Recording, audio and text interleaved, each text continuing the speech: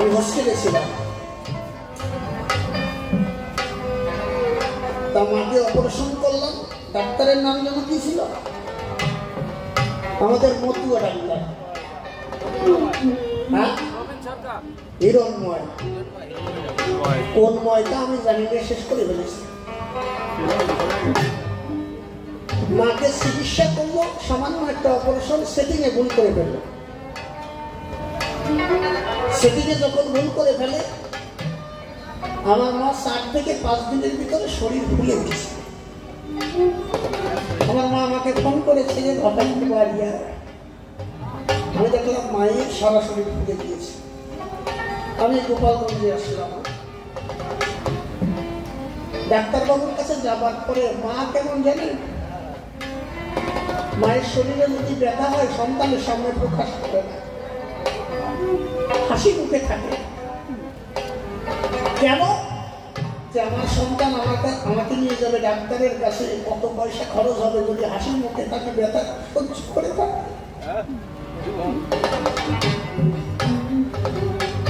ডাক্তারের কাছে গিয়ে মা এমন একটা হাসি দিল, ডাক্তারবাবু বললেন তোমার মার কিছু হয় নাই, গ্যাসের যে ট্যাবলেটটা দিয়েছি পাওয়ার বেশি হয়ে গেছে, ওই ট্যাবলেটটা একটু কমাই দিলে ঠিক হয়ে যাবে। তা 15 থেকে 20 দিনের পরে আর মারে রাখা যাচ্ছিল না, শ্বাস প্রশ্বাস নিতে পারছে না। কিন্তু ভিতরে যে সেটিংটা ভুল হয়ে গেছে ডাক্তার বুঝতেই পারছে। আমি মাকে দেখলাম, আর সংসারে আমার বাবা আমার দাদা কর্মে ব্যস্ত থাকে। আর আমার দাদা বিয়ে করেছে, আমাদের যে বৌদি উনিও কর্মে ব্যস্ত থাকে। কিন্তু একটা জিনিস বুঝলাম, কোনো মানুষের কর্ম ক্ষমতা শেষ হয়ে গেলে সংসারে তার কাম থাকে। সংসার ততদিন আপনাকে ভালোবাসবে যতদিন আপনি দিতে পারবেন। যখন সংসারে দিতে পারবেন না,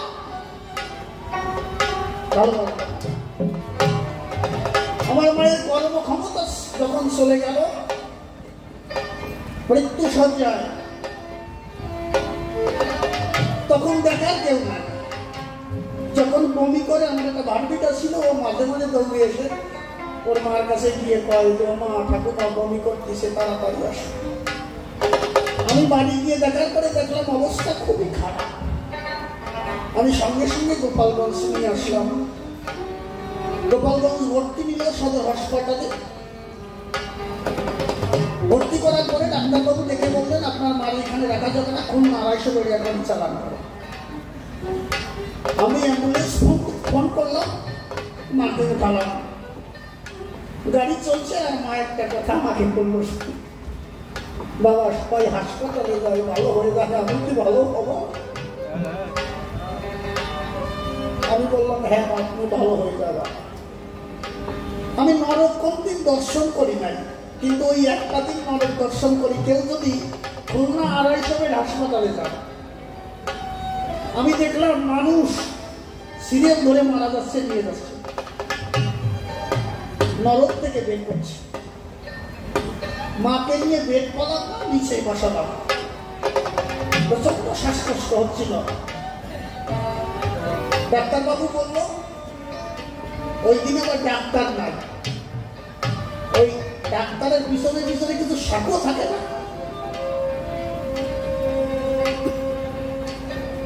ওই রকম কিছু ওদের ওই বাসা ছাড়া দিতে পারলাম না। ওই যা জানিস না সেই জায়গায় হাত দিতে যাস না। মাকে গ্যাস দিল, আমাকে বললো জলটাও খাওয়াইয়ে না। ঠিক আছে, কিন্তু মা প্রচন্ড জল পিপাসায়, যদি সন্তানের সামনে মা যদি জল পিপাসায় কাপড় থাকে, কোনো সন্তান ঠিক থাকতে পারে। এমন একটা পর্যায়ে যখন রাত 3টার পরে ডাক্তারবাবু করলেন বর্ণনা, তোমার মা যা খেতে চায় তাকে খাওয়াও। মা একটা কথা আমাকে বলেছিল, বাবা খুব জল পিপাসা পেয়েছে, তুই জল খাওয়াবি না?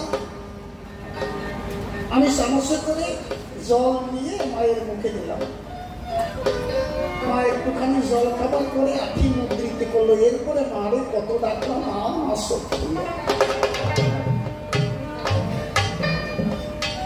আমার বাবার অবস্থাও ভালো না, কিন্তু আমি হরিচাঁদের কাছে কখনো বলি না যে আমার বাবারে ভালো করে দাও। কেন বলি না? এই সৃষ্টি, এই বিশ্বব্রহ্মাণ্ডে চালাতে আমার বাবারে একারে তো দেখে না।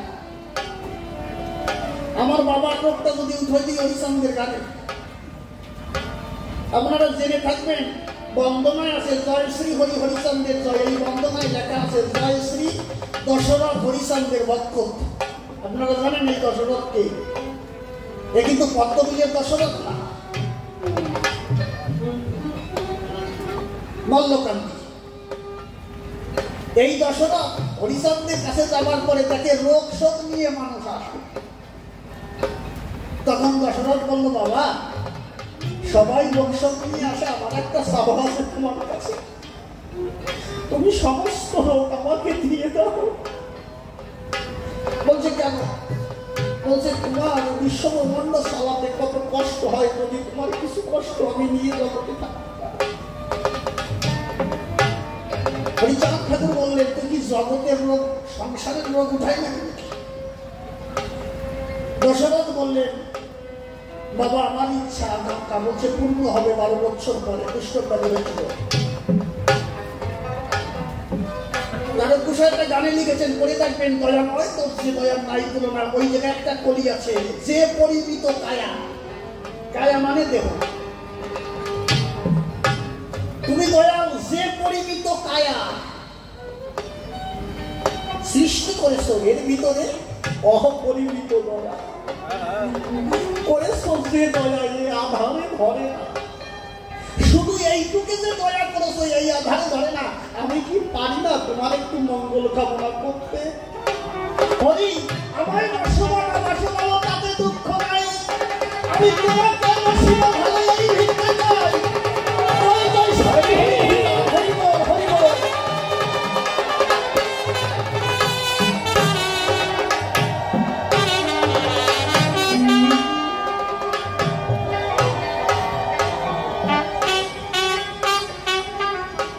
এই জায়গাটায় দাঁড়ালে মতুয়া খুঁজে পাওয়া যাবে। আমি ঠাকুরকে কখনো বলিনি আমার বাবাকে ভালো করে দাও। আমি শুধু এটুকু বলেছি, যদি আমার বাবাকে ওইভাবে রাখলে তুমি আনন্দ পাও, তাকে ওইভাবে তুমি রেখে দাও। কিন্তু একটা বাসনা মনে জাগে। আমি যখন শিশুকালে, আমি যখন হাঁটতে পারতাম না, আমার বাবা নিজে হাতে হাঁটা শিখিয়েছে। আমি যখন খেতে পারতাম না, আমার মা মুখে খাবার তুলে দিয়েছে। কই আমার জ্বর হলে তো কোনো কৃষ্ণ আসে জিজ্ঞেস করি নাই যে বাবা তোর জ্বর হয়েছে না। সত্যি কথা বলতেছি তো?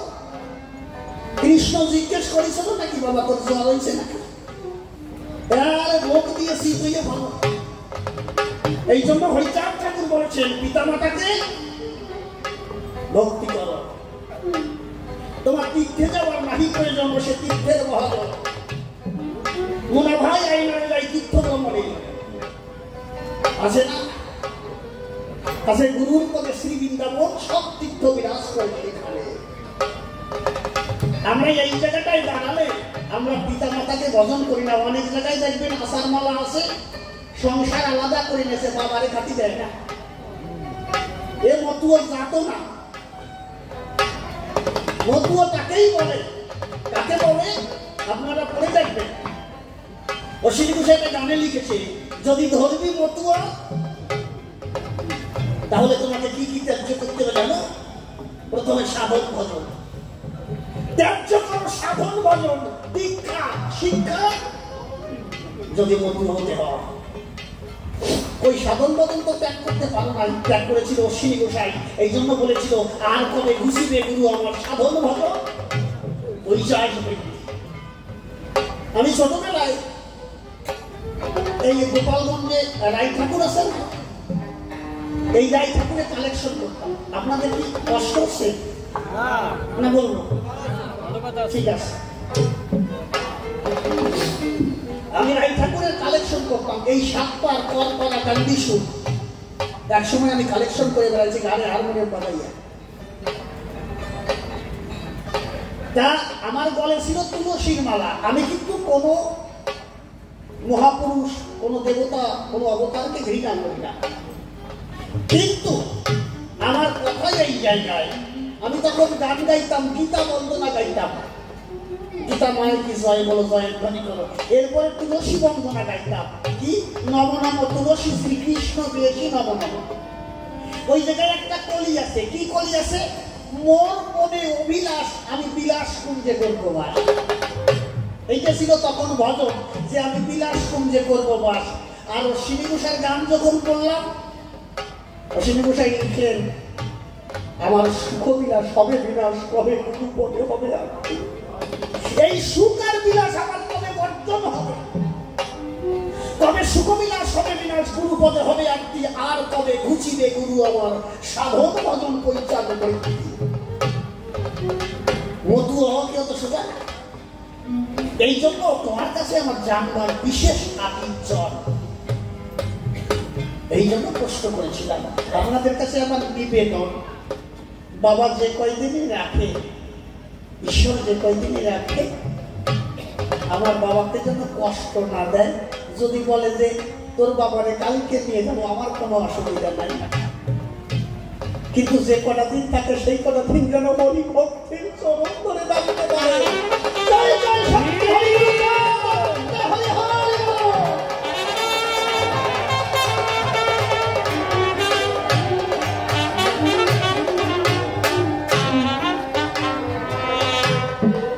এখনো দেখি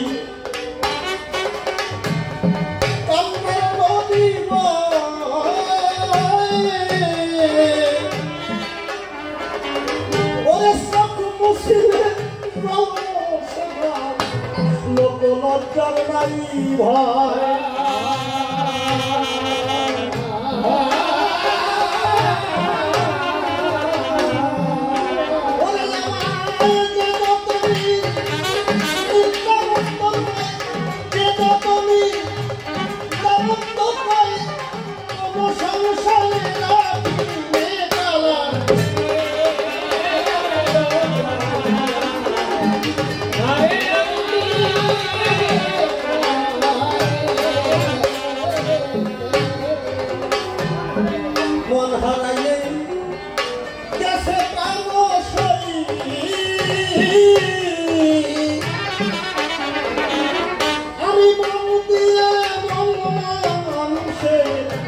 সন্ধান পেলাম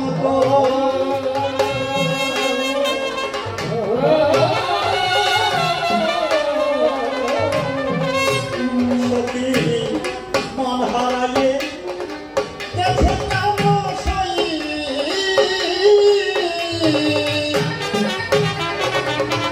আমি মন দিয়ে মানুষের সন্ধান পেলাম গো।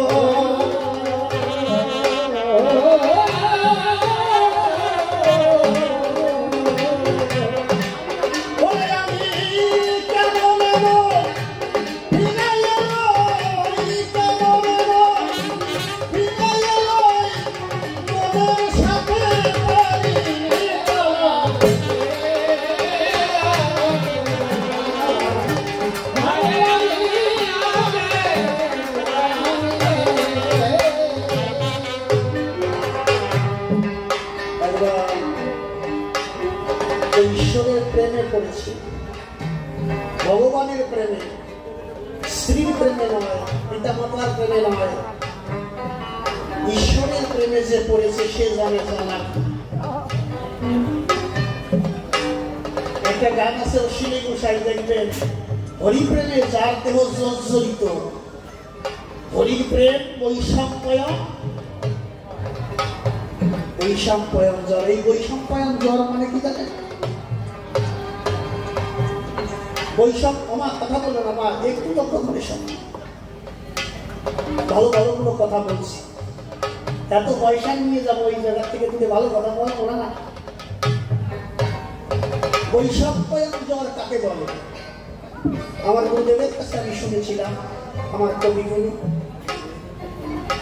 কবি আর শিষ্য করে মুখে শুনেছিলাম, বাবা বৈষম্যয়ন জ্বর কাকে বলে জানো? বললাম বাবা কাকে বলে? উনি করলেন বর্ণনা, বৈষম্যয়ন জ্বর তখনই মানুষের বোঝায় একটা মানুষ যখন মৃত্যু শয্যায় শায়িত হয়, মরার মুহূর্ত সময় একটা মানুষের দেহে তাপ দেহ সৃষ্টি হয়, যেটা মেডিকেল সায়েন্সে বলে। এই যে তাপ দেহ সৃষ্টি, এইটাকে বলা হয় বৈষম্যয়ন জ্বর, মানে যায় যায় অবস্থায়। তা হরির প্রেমে অর্থাৎ ঈশ্বরের প্রেমে যদি কেউ করে, এই জন্য শ্রী গোসাই বললেন যে হরির প্রেম বৈষম্যয়ন জ্বর, জ্বরের নাহি অবসা।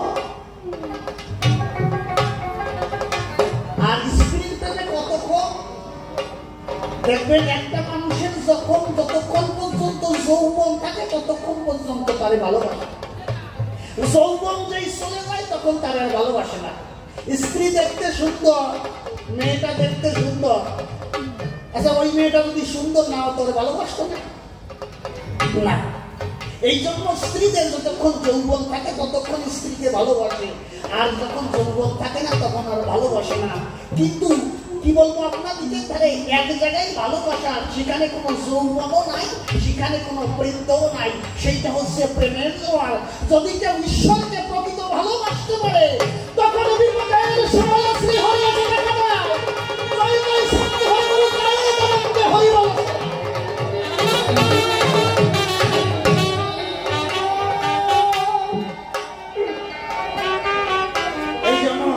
বিজয় বাবু তার গানে বললেন, হা হা হা গানে ভুলতে গেলে ওরা ভুল হয়ে যায়,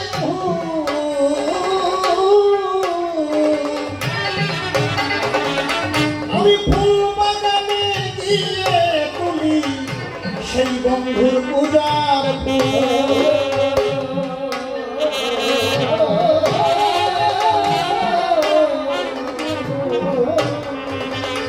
আর ভুলতে গেলে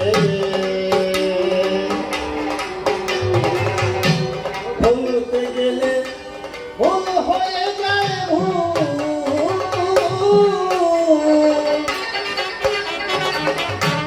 ভুল বাগানে গিয়ে তুলি সেই বন্ধুর পূজার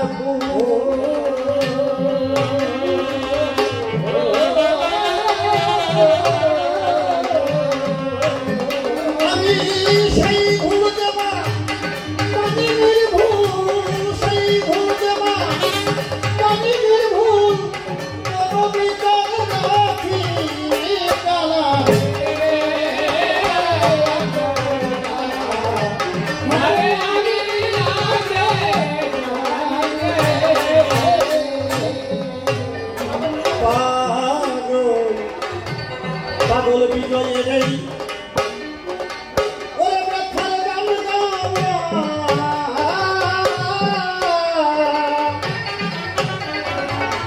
আমার কুলের তরি দেয় নাই খুলে বলে যায় হাওয়া।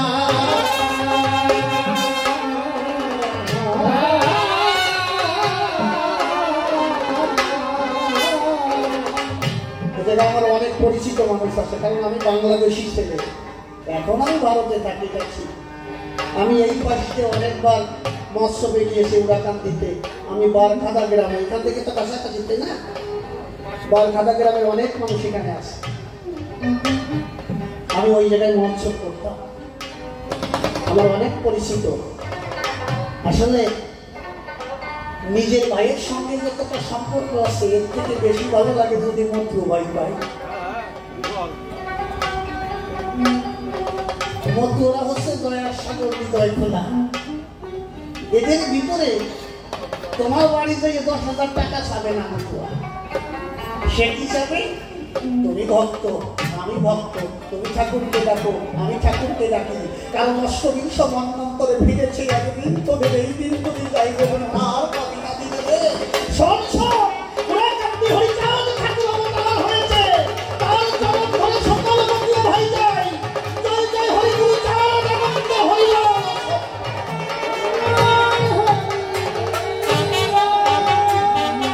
পাগল বিজয়ের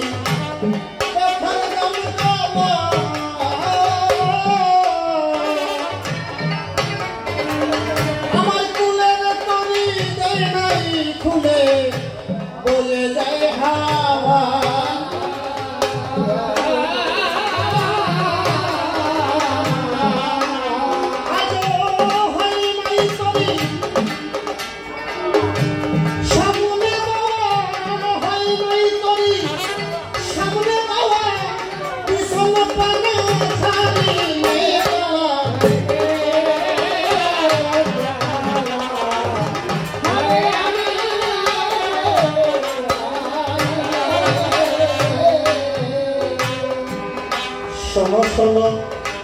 তুমি আমার কথা নিও, ভালোভাবে আসলে এসে তুমি বোঝাইয়া দিও।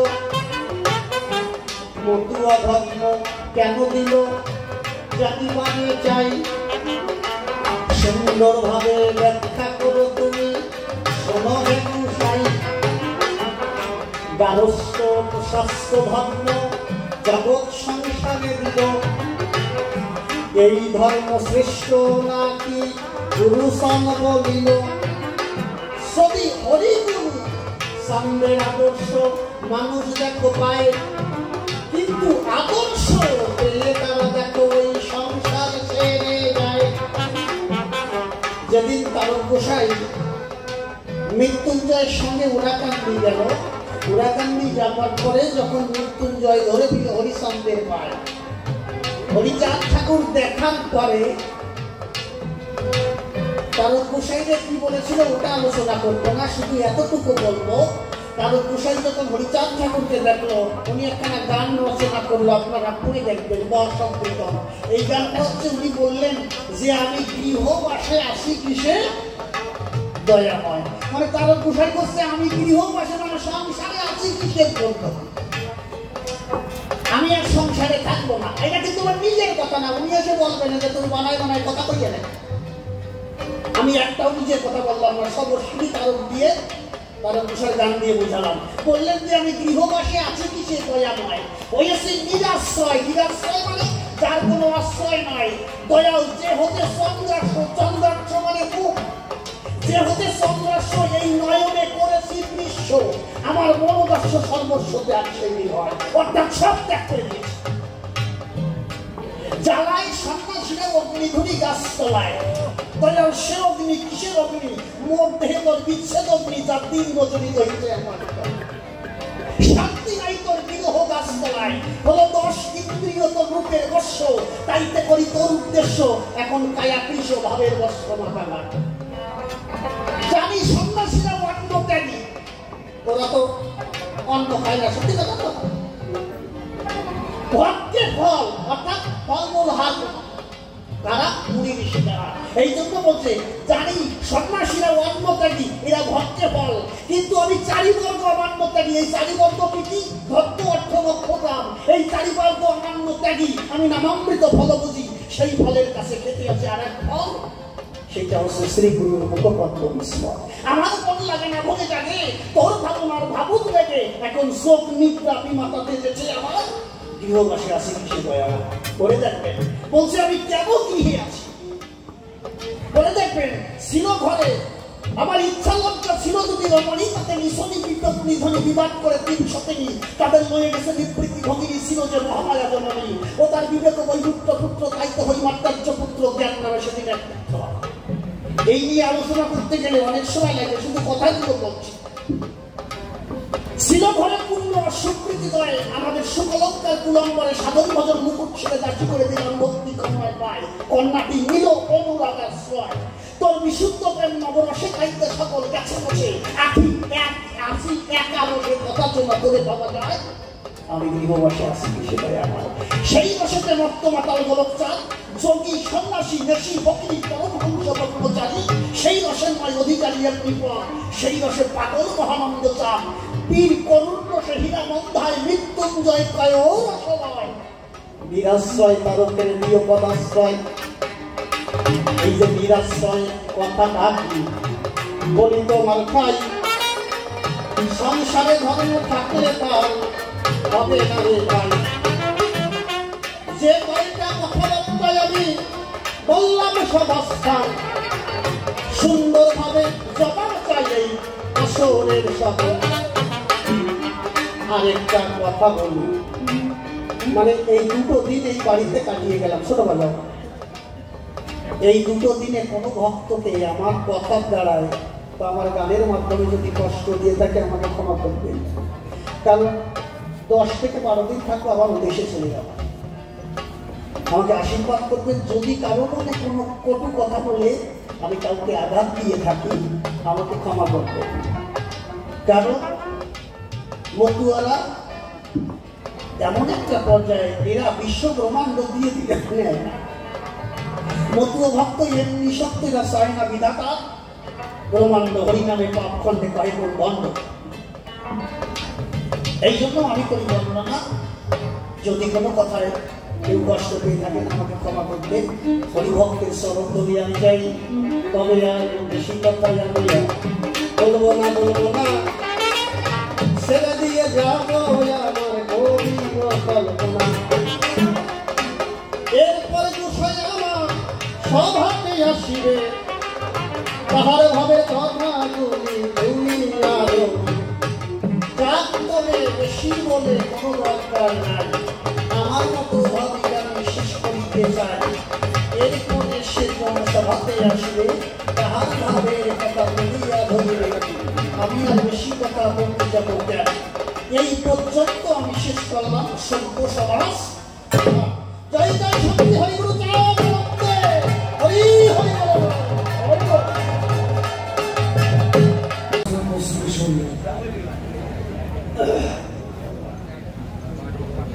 প্রথমে অবস্থান যেভাবে করেছিল প্রশ্নদান আমি একা করে দিয়েছিলাম সমাধান। কবিয়ালের স্বভাব তাই জবাব যাই হোক তার ব্যবধান ধরতে হবে। সে পুনরায় ব্যবধান আবার হয়ে গেছে কিছু কথা আসলে আমি একা করে ধরে ধরে আবার জবাব করবো দান। আগে গিয়ে শোনাই ছোট্ট একটা গান। রাত তো কমায় না, দুটো বেজে গেছে। যে কোনো কথা ভুল ত্রুটি ধরার আগে চিন্তা করতে হয় যে এই কথাটা সঠিক কি বেঠিক। ভুল যে কোনো কথা ধরা যায় কার তো এসছি আসে। ছেলে যাচ্ছে শ্বশুর বাড়ি মায়ের কাছে বলছে মা আমি যে বল বাড়ি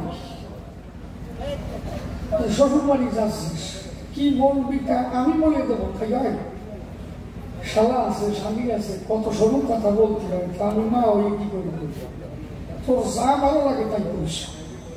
কাজে না তুমি কয়ে দাঁড়াচ্ছ কি করবো তোর শ্বশুরের অবস্থা তো ভালো না। প্রথম যে জিজ্ঞাসা করিস এই শ্বশুর মশাই কেমন আছে যা বলে বলুক তুই বলবি যা ভালো থাকলি ভালো। শুনি শ্বশুরকে কোন ডাক্তার দেখাচ্ছে যে ডাক্তারের কথা বললে তুই বলবি যে খারাপ ওই ডাক্তার মাঝে মাঝে আমার মা হয়েছেন। আর কি কবি আর শুনবি শ্বশুর মশাইকে কি খাতি করিস তুই তো কিছু নিয়ে যাবি না। যদি সোগার টোগার হয় আমি শুনিস যে শ্বশুরকে কি খাতি করিস যা হোক আপেল কোক আর আনারস কোক তুই কবি যে খারাপ না ভালো খাবার চাকচাক করে বিলাসে বিজয় কোষ জল খালি মৃত্যু থাকা এর মুখস্থ করা কথা নিয়ে আটা দিচ্ছে। তো শ্বশুরের শরীর ভালো না তো শাশুড়ি তো গলা জ্বালা করে কান্দি করতে জামাই কত টাকা চলে গেল এখন আমি কি নিয়ে থাক এত টাকা পয়সা খরচা হয়েছে কত কথা বলতে পারো পয়সা দিস আর না দিস তুই তো শাশুড়ির অভয় দিস না ভয় নাই আমি তো আছি অভয় দিস। তো সেদিন রওনা দিয়েছে তার আগের দিন রাত্রেবেলা শ্বশুর মোটর তুলছে মানে মরে গেছে। শালারা ধরা গলায় নিয়ে ঘুরে বেড়াচ্ছে আর ও যাই বড় শালার কাছে শুনতেছে বাবা কেমন আছে। বড় শালা কাছে গলা ধরা গলায় তাও তো বোঝে না যে বাবা বাইসে এই বাবা কেমন আছে একেবারে কথা কষতে জানো বাবা একটু বেশি হয়েছে থাকতেছে। বড় শালা বাবা যে কয় কাছে হ্যাঁ ভালো আছে টেয়ার পাচ্ছিস না তো কাছে যাক ভালো থাকলি ভালো। এই বাবারে কোন ডাক্তার দেখতেছে ওখানে জুম ডাক্তার দেখতেছে টেয়ার পাচ্ছি ওখানে ডাক্তার আরে খারাপ না আমার মা রেজে গিয়ে মাঝে মাঝে দেখবি এই বাবারে কি খাতে গেছে না মাঝে শালি কয়েছে গোড়াক দিয়ে দিতেছে গোড়াক ওখানে পথরে খারাপ না সাকসাক করে গিলাসে ভিজে জল খালি পিত্ত ঠান্ডা হয়। শাশুড়ি তো তা জানে না যে এরা কয় ভাই বোন কি করতেছে। শাশুড়ি ঘরের তেল লাগতে পড়ে আমার গলা জড়া দেবে কাইবে বলছে জামাই 25,000 টাকা দিয়ে একটা খাকমা লাগছে তোমার শ্বশুর মশাই আমি পৌষ মাসের রাত ছোট ক্যালকালার রাত সবাই যাবো আমি ওর কি নিয়ে থাকবো ও কয় যে শ্বশুর নাই তাতে কি হয়েছে আমি রয়েছি